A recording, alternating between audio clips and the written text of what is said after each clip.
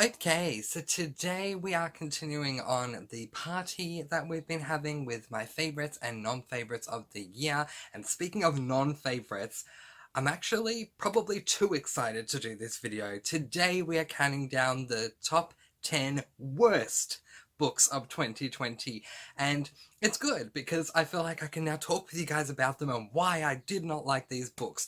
To qualify for this list, I need to have completed reading these books. So any books that I DNF'd, such as Nevernight and The Black Prism, which arguably could have made it on this list, would not qualify because I didn't complete them. So I have a top 10 to get through, so let's get right into it. Coming in at number 10 is a tie between All Systems Red by Martha Wells and The Book Thief by Markus Zusak. Okay, the reason why these two came in at number 10 is because while I do consider them to be on the worst books of the year list, it's more for subjective reasons than objective reasons. So I'll quickly go through it. With All Systems Red by Martha Wells, I went into this book after hearing a description that this is a novella about a murder bot who is designed to kill people, but all he wants to do is watch his soap operas. So I went into this book thinking it was going to be a whole lot of fun. I was going to have a humorous read about this witty, sarcastic robot who's like, ugh, I don't want to be here killing people right now when Nancy is about to be killed on my favourite show. And it wasn't that. Yes, we have a robot who is designed to murder people. Yes, he does love his soap operas, but that is such a tiny part of the book. It's actually an incredibly serious book, and I'm not alone on this opinion. I've heard a lot of people who have picked this book up based on premises that other people have given, and they were disappointed as well. Same deal with The Book Thief by Markus Zusak. So early on, when this book first came out, this book was advertised with the premise being it is a book that is narrated by death, and of course this was very intriguing for me because I love reading fictional works about death, and this is a historical fiction. And yet, the fact that this book is narrated by death is hardly the point. If you go into this book purely for the fact that it is narrated by death like I did, read the first two chapters. You will love them. They were great. But after those first two chapters, it's incredibly easy to forget that death is even narrating this book because it's not about death. It's about death telling a story about a family, and that just did not work for me. So coming in at number 9, and this is going to be more hard-hitting as we go along, is Allegiant, the third book in the Divergent series by Veronica Roth. Okay, I love this cover. I really think this is a gorgeous cover. I love the little circly, cycly water thing up there. I think that's really cool. I love the orange and red background. But don't judge a book by its cover, and that's definitely the case with this book, because the story, not good. No. And this is not me being subjective, this is me being objective. This book was not a good book. It was not necessary. It was not needed. I don't know why it was written. So, book 1, Divergent, really wonderful dystopian, introduces us to an amazing world of different factions. Book 2, we get to venture around through the different factions, which was really amazing. And then things kind of ended in a certain way with book 2, where you kind of felt it could have stopped there. And then for whatever reason, Veronica Roth decides to write another book. And for most of the journey in this book, it's rather boring. It's rather pointless. There is no need for this book whatsoever. Coming in at number 8 is The Golden Lily, book number 2 in the Bloodline series. This was really disappointing for me because I had just come off reading Vampire Academy books 5 and 6 and Bloodlines, which is a companion series to the Vampire Academy series, book 1.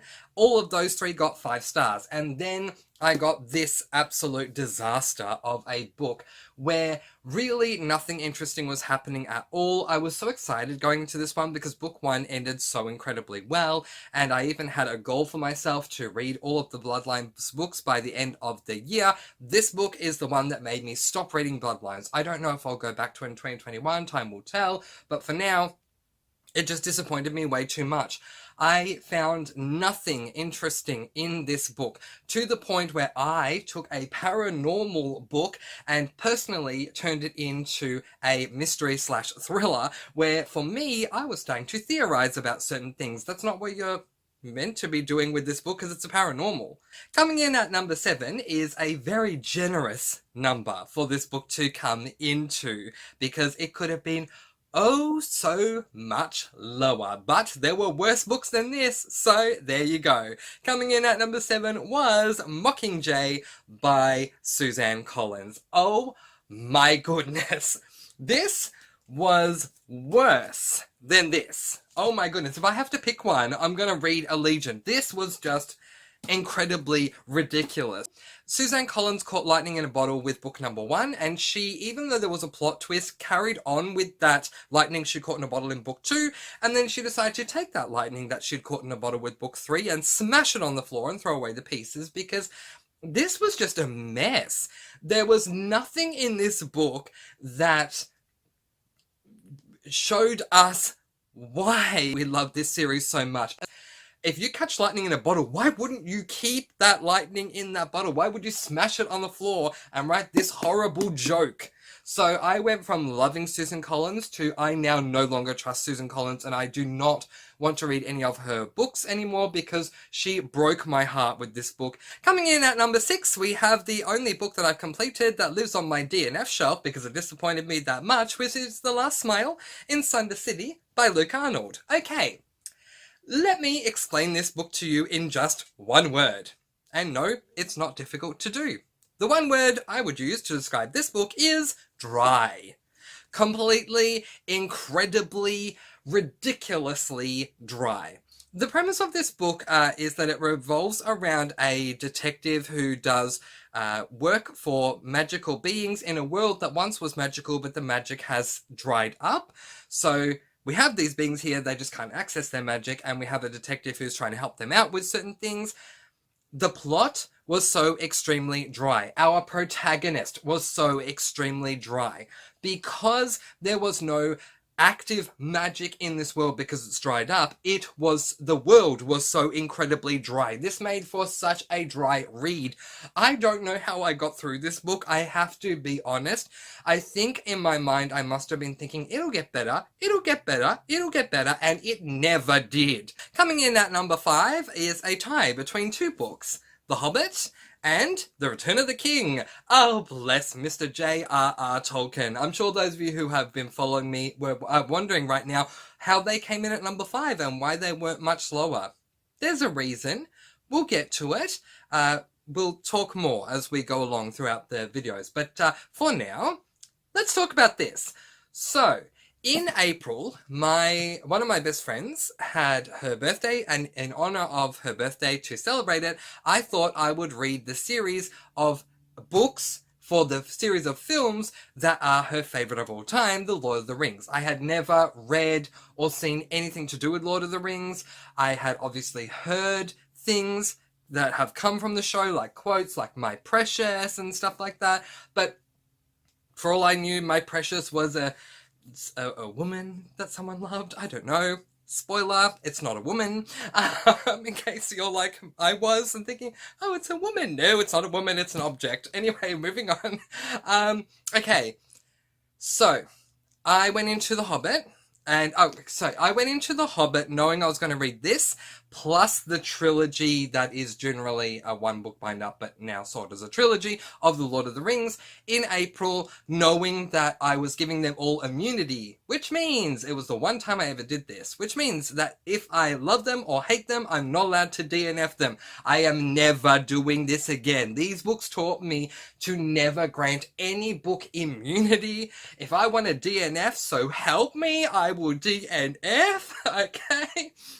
The Hobbit opened up so well. It was so comical. I can tell you this because it's in chapter 1. We're following a hobbit by the name of Bilbo Baggins, who is who is approached by a wizard who tells him that he should go on a journey, and he says, oh no, we don't really like journeys. And if the book had ended there, it would have been fine. I would have loved it because not everyone has to go on a journey, and I appreciate that the hobbits don't want to go on journeys. So then he goes into his house, has a sleep, and the next day all these people start arriving at his house to the point that it became so incredibly comical. They would just barge in and say, "Wizard dude told us to come here. Oh, wizard said to come here. Oh, hello, I'm here because wizard man said to come here. Do you have anything to eat?" And next thing you know, he had like 50 people in his house, and oh my gosh, I was laughing so much. It was so good. Enter chapter 2 and the remainder of this book, and it was such a letdown. This was worse. Okay.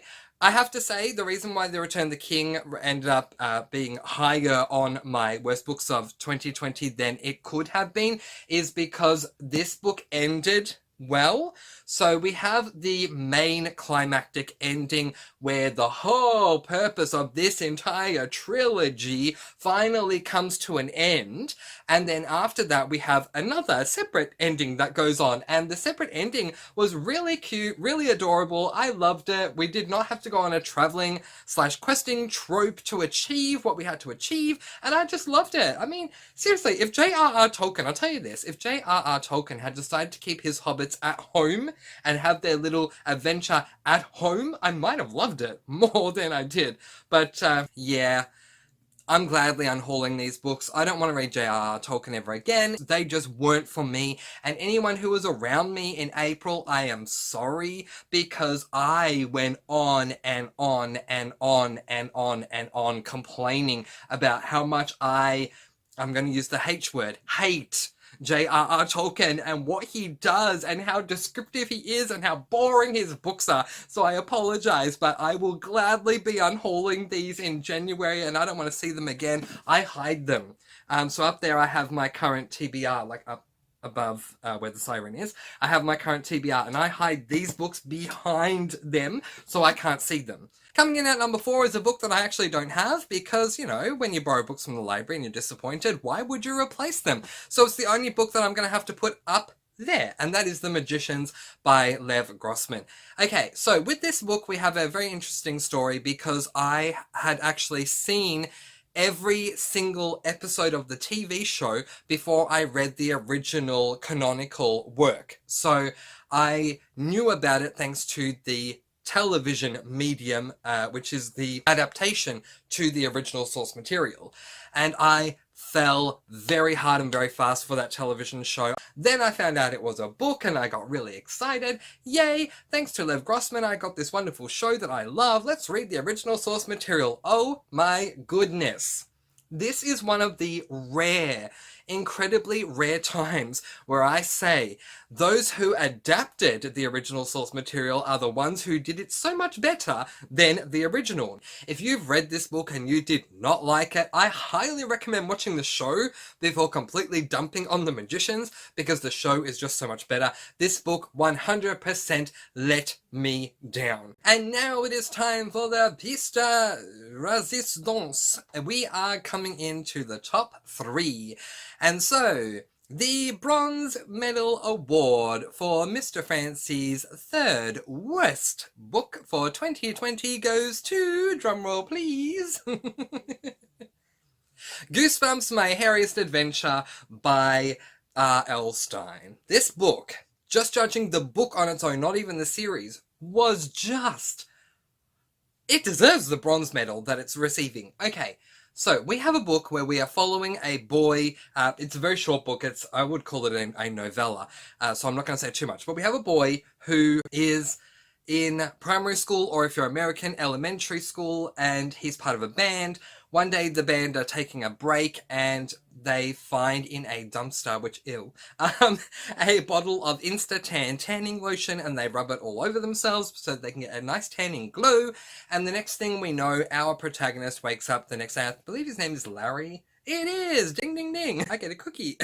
So Larry starts growing fur on his arms and legs and all over his body and starts freaking out, believing that it is attached to the tanning lotion. All I'll say is that it is not. We are still trying to work out, all the way up until right at the end of the book, why this is happening. And then we start finding out that it's not just Larry, it's other members of the band as well, but we still don't know what is going on. Enter the final page and a half of this book, and we get the reveal of why this has been happening. And oh my god, the reveal was so good. But the problem that I have is, first of all, until we got to the last page and a half, the rest of it was so incredibly boring. I mean, this is meant to be a horror. Yes, for children, but a horror. This was not scary at all. I don't know, maybe there's going to be a child out there that will be scared about hair growing on your arm, but that's it. That's the most scary thing that happened, was hair grew on his body. It's not scary, it's boring. But then we get to that last page and a half, we get the reveal, and as I said, it was so good. Oh my gosh, this reveal was amazing. And then the book ends. It just cuts you off at the knees, and there is no sequel to this book. Sometimes with Goosebumps, there are 1, 2, or 3 books in a mini Goosebumps series within the larger scope of series within Goosebumps. This is a standalone book within the Goosebumps series, so it just really disappointed me because of how good the reveal was. It made so much sense, and I really appreciated what was going on with that reveal and what the reveal was that would have affected things from then on. I loved that concept. That the fact that it then just cuts you off at the knees like a page later really annoyed me, because I really wish we had started in the last chapter of this book, then got the reveal, and then got the whole story as an aftermath to this book. I think it would have been so much more interesting, because the reveal concept is really, really well done. R.L. Stine did an amazing job with this reveal. But the book itself, to get there, was so boring. It highly deserves to receive the bronze medal. I do want to give more Goosebumps books a go in 2021. I just forgot to mention that in my goals for 2021 video. So I will try some others to see if they're all boring or if it's just this one. But this definitely deserves the bronze medal. Coming in with the silver medal for my worst book of 2020 is this book. It is actually called The Stranger Diaries by Elly Griffiths. It does not have that on the cover because this is an ARC that I received. An ARC, in case you don't know, is an advanced reader copy. So they give select amount of books out in advance to certain readers so they can read it before the mass market publishing date. So we can read them and review them, whether on blogs or like I do vlogs or whatever it is. This is an adult mystery thriller, and it is gothic in tone, which is really easy to pick up by the cover of the book. So I went into this thinking, this is going to be amazing. Not only is it a thriller mystery, but it's going to be an incredibly dark one, and this is going to be really good. Right? Wrong. Okay. First of all, Elly Griffiths introduces us to a character that, for me, to begin with, is incredibly boring.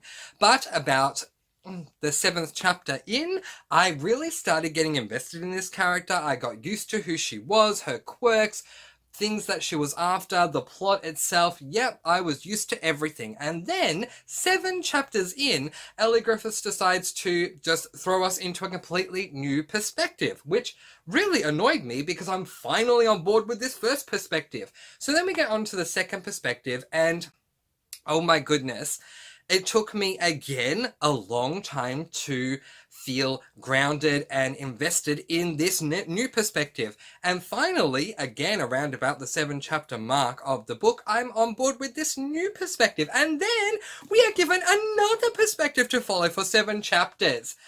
And this went on and on and on. Now, the standard multi-perspective books that I'm used to reading, so multi-perspective, following the perspective of different characters in alternate chapters, is literally that. Alternate chapters. If it's dual perspective, you'll have chapter 1 as someone, chapter 1 as, let's say, person A, chapter 2 is person B, chapter 3 is person A, chapter 4 is person B. If we have 3 characters, it'll be chapter 1 person A, chapter 2 person B, chapter 3 person C, chapter 4 person A, chapter 5 person B, chapter 6 person C, and so on and so forth. And not one character that we are following the perspective of for 7 chapters, then being dragged out of that after you're now really used to them, and following another perspective for another 7 chapters, and then having that repeat again. So that really frustrated me, that I got to a point, by the time we got to the 3rd perspective, I was like, look, honestly, I'm not even going to waste my time trying to get invested in you, because I know, like with the other 2, by the time I get invested in you, I'm going to be shifted over to another perspective again. So I'm just going to keep reading because it is a mystery thriller and it's all about the reveal. So the reveal is going to be amazing. Right, Ellie Griffiths? Right. Wrong. The reveal was horrible. Oh my gosh, it could not have been any worse. And that just made this book a complete and total waste of time for me to read. I was so angry coming out of this book because of everything that Ellie Griffiths put me through and me holding on to that tiny little thread of, okay, we're going to get the climax, the massive reveal, it's going to be amazing, and then for it to let me down. I mean, you let go of the thread at that point and just fall. It's like, yeah, I don't care anymore. Why did I waste my time with this book? So, yeah. The storyline, the plot isn't that interesting either. So the multi-perspective is what I want to talk to you about. So the choices that Ellie Griffiths made with every 7 chapters, but also the reveal, horrible, but the plot itself also wasn't that interesting either. For a gothic story, she could have done so much better. I'm going to be reading Daphne du Maurier in 2021. She does books with gothic tones. I hope it's a lot better. I read Ellen Schreiber, some of her works this year. Her works are young adult. This is adult. Her works were so much better than Ellie Griffiths. Silver medal goes to The Stranger Diaries by Ellie Griffiths. And the gold medal, the book that stands above, or if you want to look at it differently, below all the others. The award for the single worst book that I read in 2020, the famous Mr. Fancy Worst Book Golden Award, goes to, drumroll please, The Fellowship of the Ring by J.R.R. Tolkien. Oh, congratulations. Well done. Oh, you should be so proud. Okay, this book... this book is bad. This book takes the cake. Oh my gosh, this is the single worst book that I read in 2020 for so many reasons. I know that people love The Lord of the Rings, and that's totally fine, and to each their own. You can love what you love, honey. Love away. I love The Eyes of the Dragon by Stephen King. Do you know how many people tell me they don't love that book? You love what you love. Okay. This book is so incredibly boring. Like, oh my gosh. Unlike this book has no saving grace in it. At least this book had the good reveal at the end. This book is so boring.